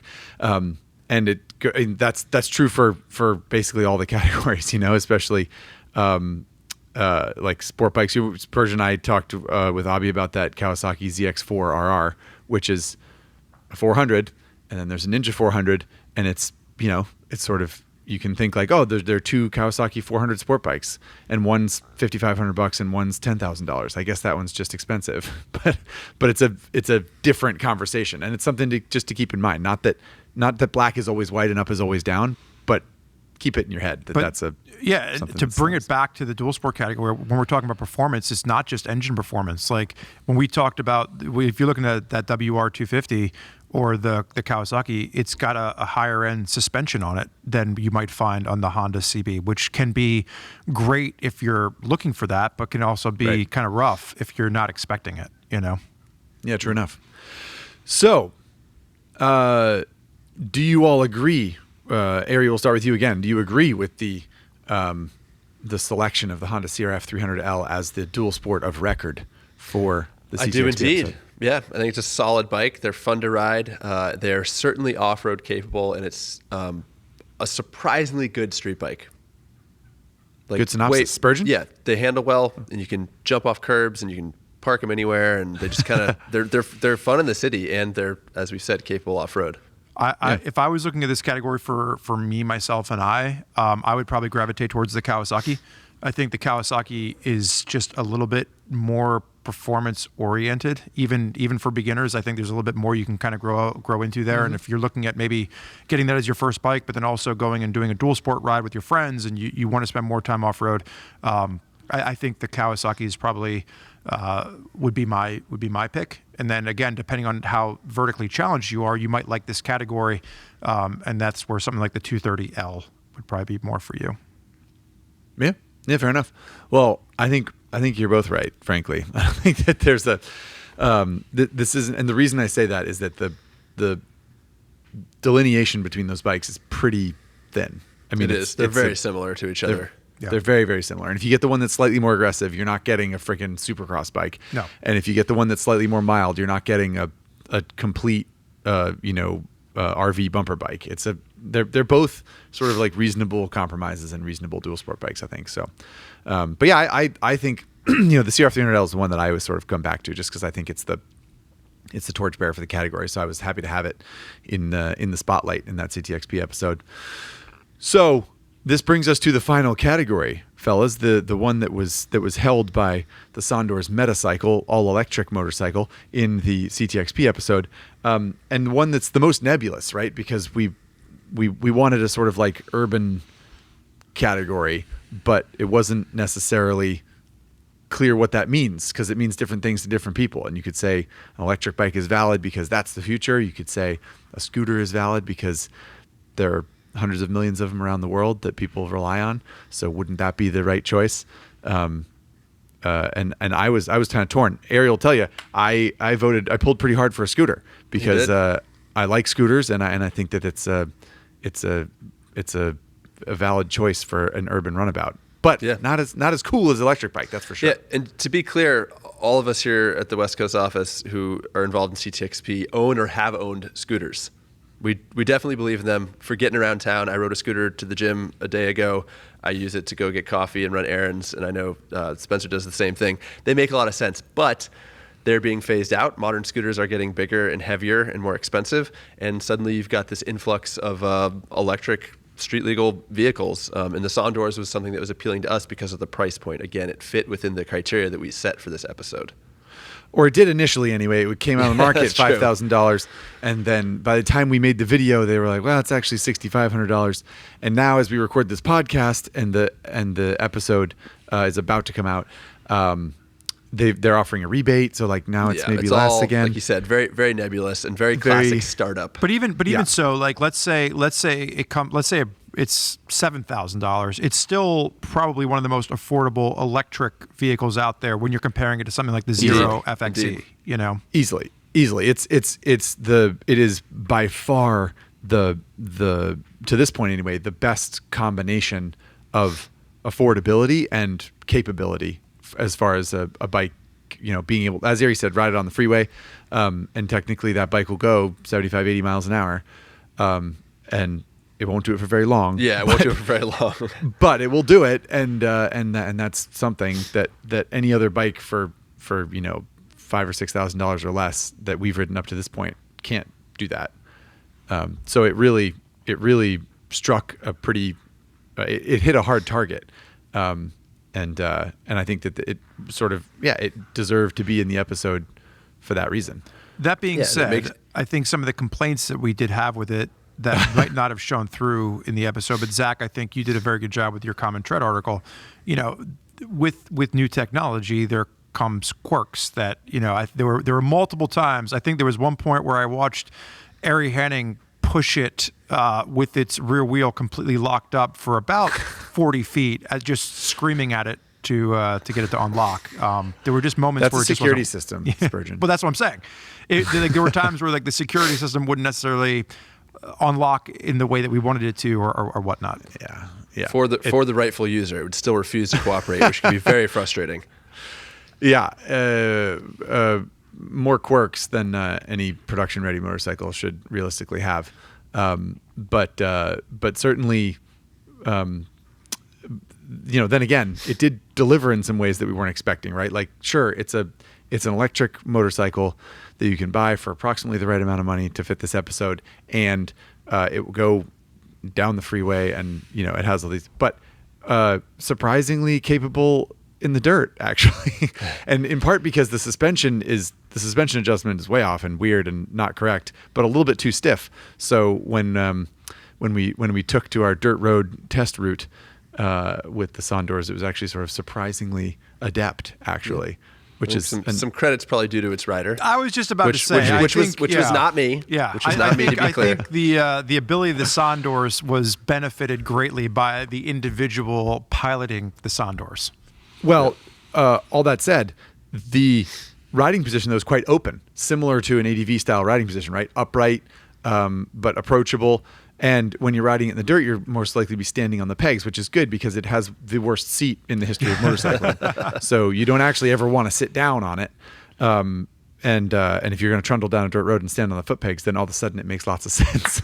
So we picked obviously the Sondors Metacycle for the episode. But as we're thinking about urban mobility, there's a lot of options in this category. What I will say is that if we go back to what the original requirements were with, being able to get it on the highway, that's where it limits, maybe some of the electric bicycles that we're seeing right now, Super 73 or whatnot, because those are great urban mobility options, but they're not necessarily something that you're going to want to, hop on the 405 or your local highway and, cruise back and forth to work every day. So as we're thinking about that, whether it's electric or other urban options, and in fairness, every single motorcycle that we've listed so far today could be an excellent urban option. But scooters, electric, maybe smaller type, or maybe less complex type things. Right. Well, I think a couple things. It's only fair to mention something like a Honda Grom or Kawasaki Z125, the bikes of that ilk, which we considered because that's, if you live in a particularly dense area, then that's kind of a cool option. But as Ari mentioned, we leaned toward sort of 150cc minimum and highway capable, that kind of thing. I also would like to just circle back before I forget to the Zero FXE, which you mentioned briefly, Spurgeon, which is the other bike that is sort of similar to the Sondors Metacycle in that it's all electric. Zero motorcycles are all electric, in case you're not familiar, and it's this approximately the same weight, less weight actually. I think it weighs less than a Sondors Metacycle. It's faster. It's a slightly different design, which allows it to have more performance, and it is also much more expensive. A Zero FXE is something like $13,000. $13,000. And so that's obviously basically double, a little more than double of our cap for this episode, which is why we didn't include it. But if someone came to me and said, I want an urban runabout, I want it to be all electric, I want to have a real electric motorcycle, but I live in a city and these are my goals, what should I get? Money, no object. That would be the bike that I would recommend. I think it's really fun. It's arguably a little too potent for someone who's new to motorcycling. It's pretty zippy, but it does have some power modes. You can control that a little bit. And I think it's only fair to call that bike out because even though it's expensive, it is quite good. Would you recommend it over a scooter? Ooh. I mean, it's $13,000. Yeah. Just from a price perspective, I couldn't recommend it. That's a chunk of change. And if you're not a beginner and you're going to spend $13,000, you can get a lot of different motorcycles that are going to offer a lot better options than the FXE. Yeah, I mean, better options unless what you want is to, unless what you want is exclusively electric. Yeah, unless we want is exclusively electric bike that does all the things that electric bikes do.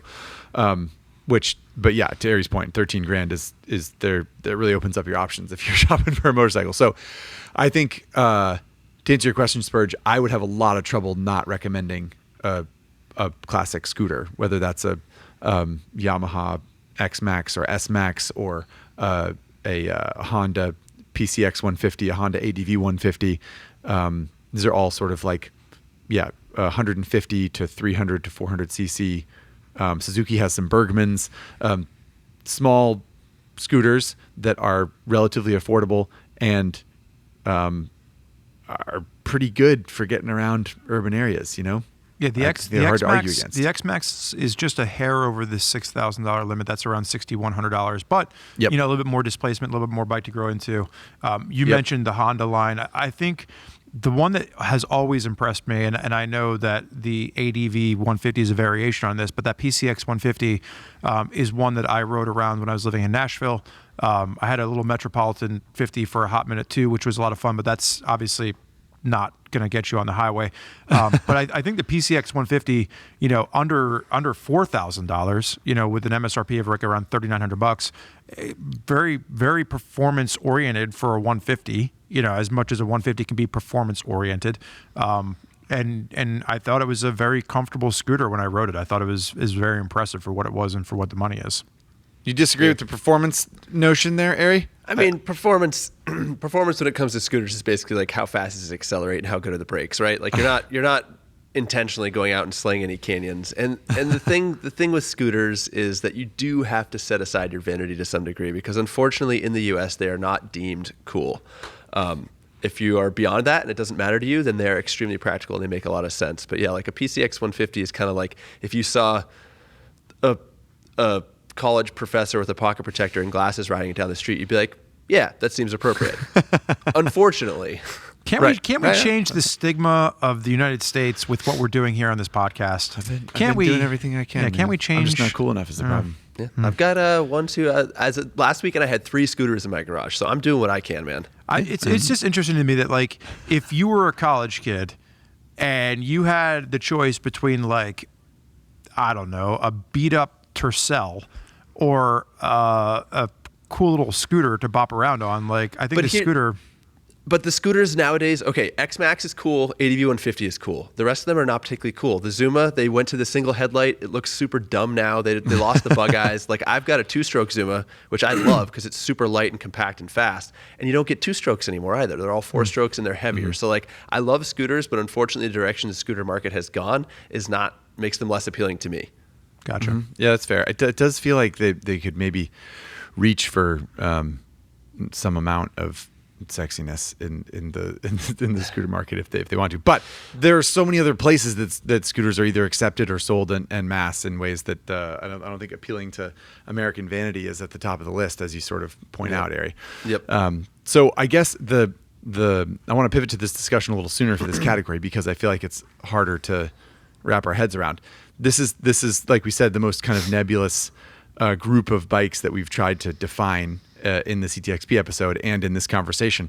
And I guess where do you guys fall with what you would recommend here? If someone said, like, I want a city bike, would you just fall back on the sort of the dorkdom of scooters, or would you suggest buying a bike from a company that almost no one's ever heard of because they have a cool product and I would not. I would, especially if we're focusing on beginners here, you want something that's going to be reliable and has a dealer network and you can get parts for, which we have learned the Sondors does not offer that. So, I mean, it's a little outside of the box here, but I would probably suggest a scooter, and I would suggest an older scooter. I would get like a bug-eyed Zuma. So like go whatever pre-2017 or 2016.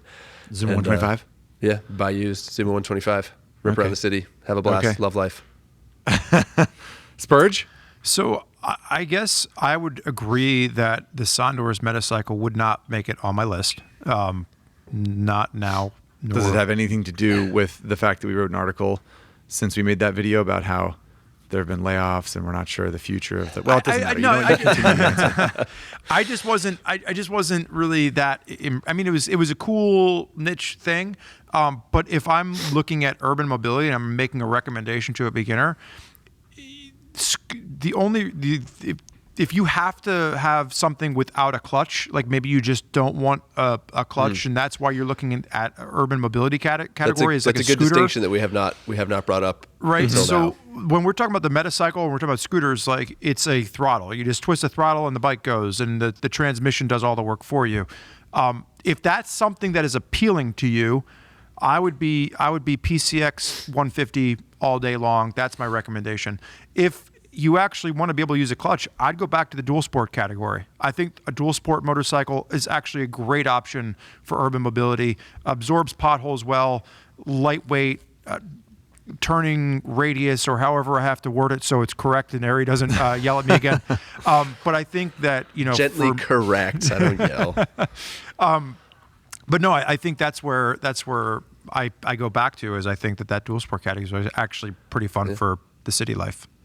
Okay. Chase is going to put all these vehicles on screen, right? Oh yeah. Okay. Chase isn't going to. That's Bernie's hell. Bernie's going to do it. Thank you, Bernie. But people are going to see the Sondors, and it's a good-looking little bike, and they're going to see your PCX 150, and they're going to be like, "Wow, Spurgeon rode one of those." I think the PCX 150 is cool looking. I don't know. I'm looking at it in another window right now. So and am cool I. is not It's the not word. cool. It is not the word. Jetsons, maybe. Does anyone maybe. out there in the podcast listening world feel like the PCX deserves a little bit of love? If so, go ahead and you're gonna drop find- it in the So comment send a section. $20 bill. Yeah, you're going to find an ally somewhere. There's just not going to be many of them. Yeah, Fair enough. I think it's I think any scooter with a chrome handlebar is a tough sell for coolness. What's your factor. pick, Zach? Well, that's all the time we have, everybody. We're gonna have to move on to. What's my pick? I don't know.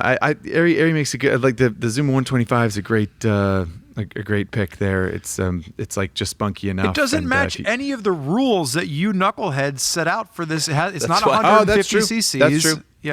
That's true. No, you're not wrong. I haven't ridden it yet, but Yamaha X-Max, there you go. It's so good. It's got TFT, it's got navigation built right in there. It's $6,100, but it's totally worth it, you guys. It's going to be amazing. Yeah. I like what Spurgeon can't- said about getting a dual sport. I think that's smart. If we Doesn't can't- have to be a scooter. If we can't all break well and our good, own, if we but- can't break our own rules and go over the $6,000 limit, what are we doing here? We make the rules to break them. Honestly, this is a good segue to the end of this. Producer Chase had on our list at the end of this conversation. We've talked about adventure bikes and cruisers and sport bikes and dual sports and now city bikes. And we've come back to the city bike thing where Spurgeon's like, I would just get a dual sport. I would just do that.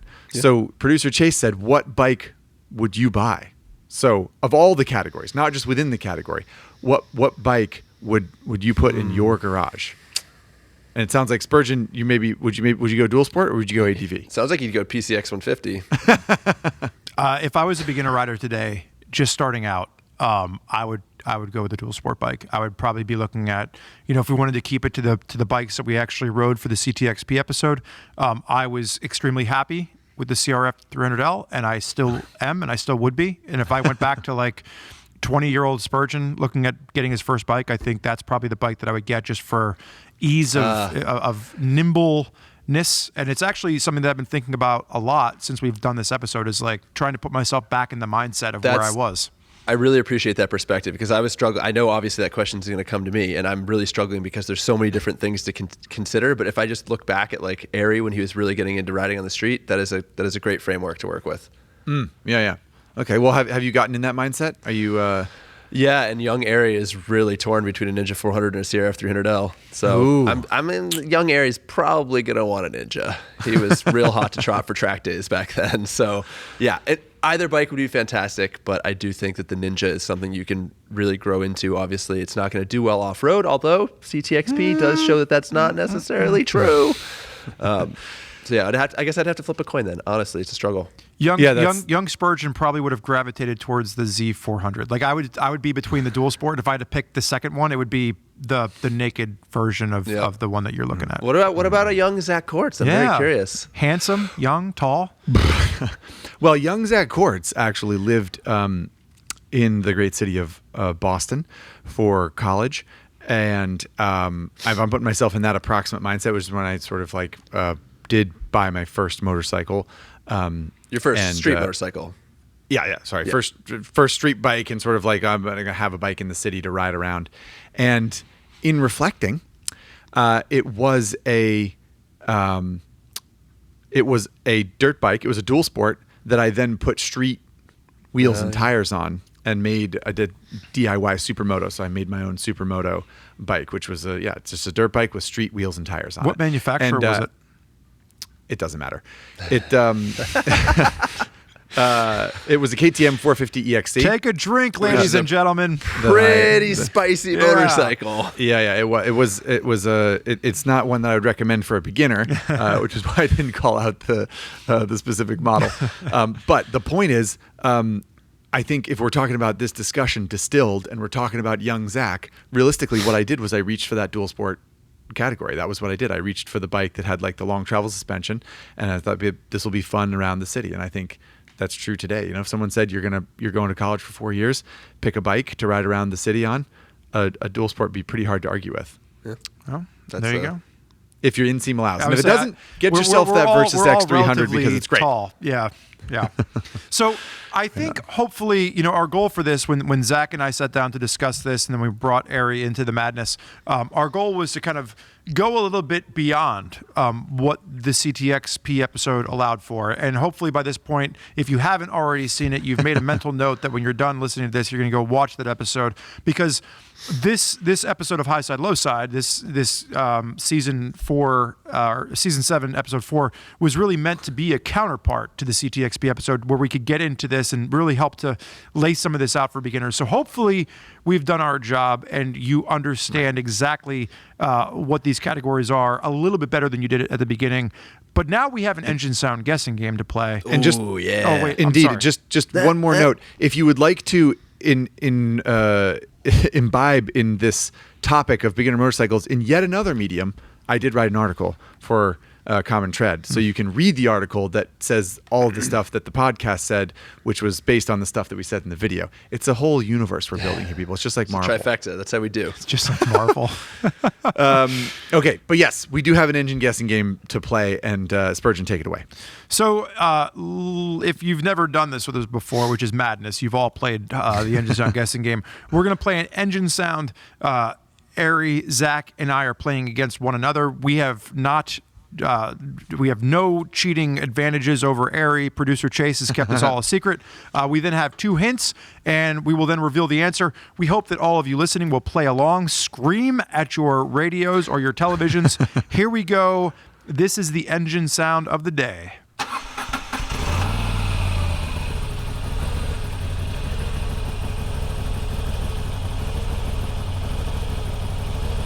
Ooh.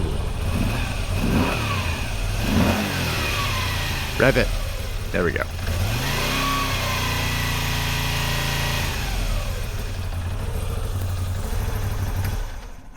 Oh, man. Well. Man. Well, I thought I knew it, and then they revved it up, and I was like, nope, that's wrong. So, shucks. What are you guys hearing? How many cylinders do you hearing? That's a tricky one, honestly. I'm hearing something lazy. I want to say heavy flywheel. Yep. 2, maybe? Long stroke. Yeah, maybe 2. I'm embarrassed that I can't distinctively be like, it's a single or a twin. I think it's a P-twin. But I'm You think it's a parallel twin? Yeah, but I don't know anything that's going to be that lazy. The starter motor sounds like an air-cooled BMW to me. It sounds like an airhead BMW. Let's listen one more time. Our audience likes it when we listen twice. Yep. Yep, I see what you mean, Zach. It kind of catches and throws. Yeah.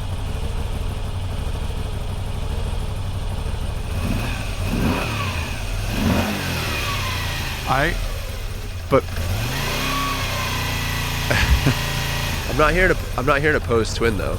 Yeah, I'm not either. When it revs up, I don't hear a pose twin. And what's all that that kind of background gear noise on it? That's really unfamiliar gear noise, like a water pump or something. But it sounds like an air-cooled engine to me. Do we want a hint? It's not valve train. Yeah, I guess we need a hint. Yeah, All right. Hint me. Makes a claimed 64 horsepower. Okay, so it's definitely lazy, like we said. Yeah. And it's not an airhead BMW because that's way too much horsepower. Actually, it could be like an R100 It could be like an R100 or something, but I guess it'd be helpful to know the vintage. I don't think it's that old. It sounds too smooth to be too old. Yeah, Like, exactly. There's not enough pulled up mechanical to- noise. You can't hear any valve train. Yeah. Gosh, this is a tricky one. I think it might be a Guzzi, you guys. Is it not? Yeah. Yep. Like a V7. Yeah, and that would also help V7, explain. or it could be a V9. Yeah, or V7 it could doesn't be, make a V7 doesn't make 64 horsepower. I don't think. No. I'm a with you there, V9 might. Zach. And that also explains the starter sounds appropriate for a Guzzi. Correct. Yep. And I think it's a Guzzi. I think, and I don't know which one, but that's my guess. Any one Yeah. of that family. Let's go. Hint number 2. 90-degree V-twin. Correct. Moto Guzzi. We got it. We're on it, boys. We got this. So answer? let's make a guess. It's got to be. Hang on. V85 TT is the most obvious one because it's the newest.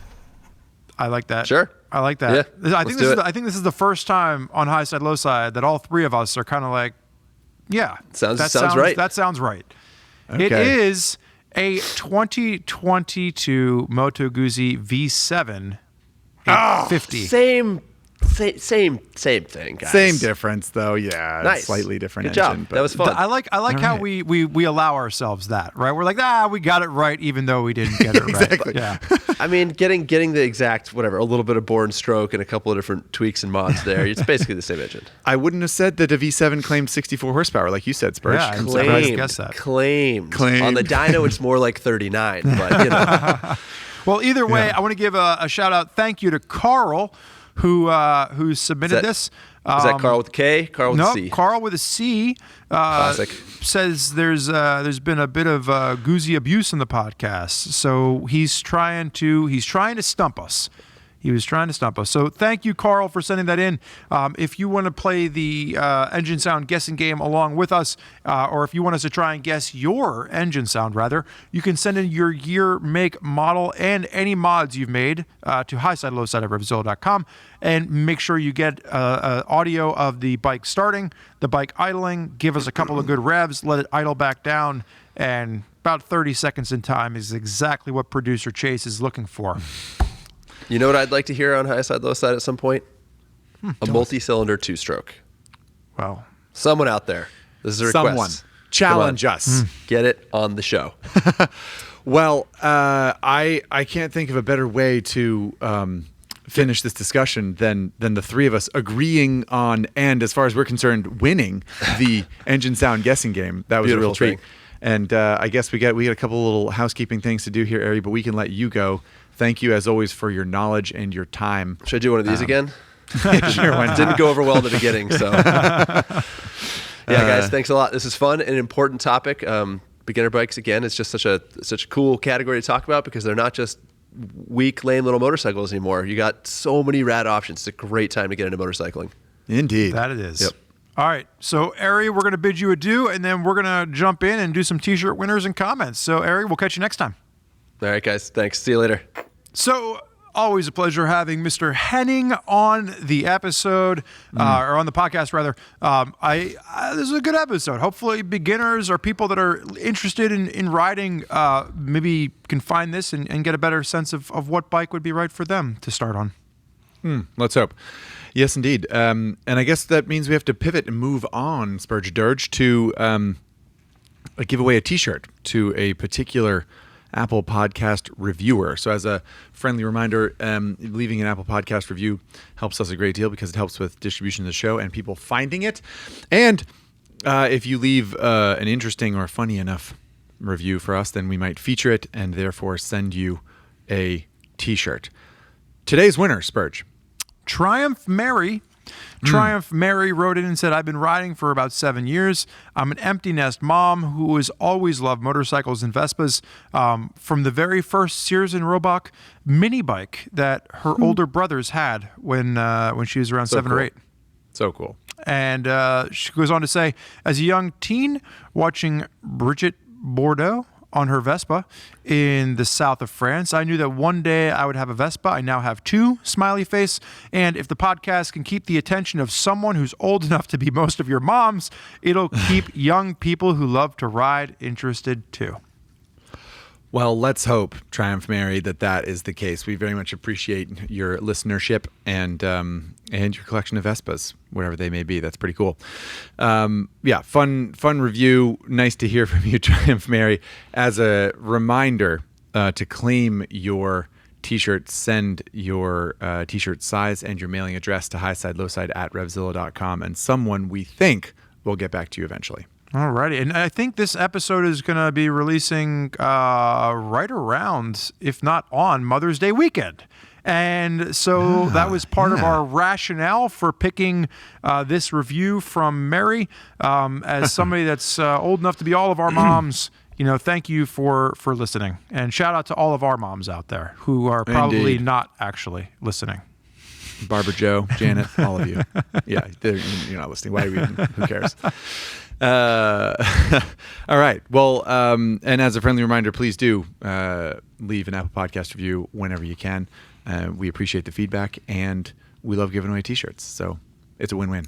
There we go. So, Zach, why don't you go ahead and take us into the Highside, Lowside comment of the day? Comment of the day. I like this one a lot. This is from Captain Lawrence via YouTube. Hope you're listening there, Captain Larry. Lawrence says, I would like to ask a somewhat confrontational question with no malice or ill will. Very much appreciate that. Myself and thousands of others have been riding since we were 5, and we've owned, in some cases, dozens of motorcycles. I'm a low middle class and have owned lots of different street bikes, 7 dirt bikes, and one particular KTM Dual Sport 500 EXC. That is a very advanced dual sport. Good for you, Lawrence. Anyway, Lawrence goes on to say, it appears you two as hosts have only actually owned and lived with a few. Do you find it difficult to discuss long-term ownership or consequences of choice while you recommend certain bikes? Maintenance excluded from the conversation for simplicity. So the question from Captain Lawrence here is, as far as I understand it, Spurgeon, basically, how can you speak with authority on the topic of many, many different motorcycles when you've only really owned a few of them? Well, and then he talks about, mainly that's around like long-term ownership, but then he goes on to exclude maintenance, maintenance excluded. But part of what you would want to talk about with long-term ownership is what is the bike like to maintain year after year after year. So I don't necessarily agree with the way the question is posed, Captain. But what I would say is that I think that we kind of get a sense.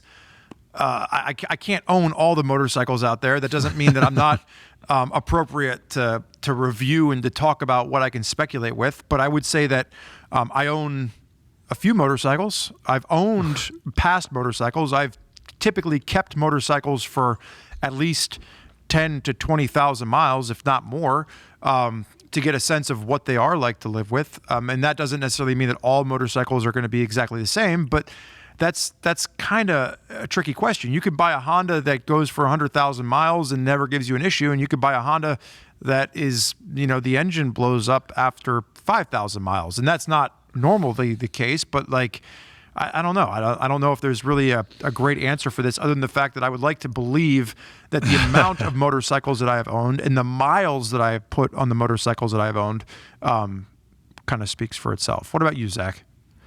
Well, I think I would like to, the first thing I'd like to say to Captain Lawrence about asking, what was the, here, let me pull it up so I have the phrasing just right here. Do you find it difficult to discuss long-term ownership or consequences of the choice while you recommend certain bikes? And I think the short answer is, from a really long-term perspective, yes. And I don't think I ever pretend to tell people oh, well, you shouldn't buy a Kawasaki XYZ 1200 because the oil filter is going to fire off the front of the engine after 36,000 miles. Because I don't know, and I would never pretend to know. And I think that there's what Captain Lawrence is getting at here is a limitation of our ability to review motorcycles, and the review is based on what it feels like to ride, its design, purpose, and whether or not it met the goals that the company seemed to set out for it. So we're able to tell you, Ducati says the bike does this. Well, it does 2 of those 3 things, but the third thing it does not do very well. And hopefully that helps you from a consumer position. But as for being able to review bikes on the scale of tens of thousands of miles and owning them, no, we can't do that. And we're never going to be able to, really. And I think it's important for people to keep in mind. It's a good thing to touch on in a beginner-centric episode that if a reviewer ever is really purporting to know everything about the bike or exactly how it'll perform in 10 years, that's probably hearsay or speculation, really, because we can't do that. Yeah. I would say that there are long-term reviews out there, and some of them that we've done and some of the other people have done where we put 5, 6, 10,000 miles on a bike and then we try and do a review on it. Those are far and few between because oftentimes it's hard to get a press bike for that kind of time anymore because press fleets are getting a bit smaller. I would say out of the bikes that I've owned, when I've done long-term reviews on like my Tiger 800, for example, I try to do research outside of my own. I try to speak to my experience of, okay, well, the clutch needed to be replaced at 10,000 miles, or the airbox, it was very tricky to get at the air filter or whatnot. I talked about mods that I made, things like that, but I also try to do research and see what other issues have popped up for people out there. What is the internet saying about things? And this is something that most recently continues to come up with my KTM 890, where people are like, oh, well, I heard that, the valves, just collapse upon themselves as soon as the bike hits 10,000 miles, or, oh, in the first generation, the rear shock explodes. And so like, I try to be very knowledgeable about what issues seem to be presenting themselves out there on the internet, but I don't sit here and pretend to know as much as I can know about every single motorcycle model out there. I probably have a bit more of an advantage for the ones that I do own because I am interested in potential pitfalls down the road. I think the big takeaway here is that Captain Lawrence brings up a very good point, and that's that we reviewers cannot really have the full perspective of the full ownership experience when we review bikes. And any one of us or our peers in the industry that's claiming to do that is, I think, probably to a certain extent full of it.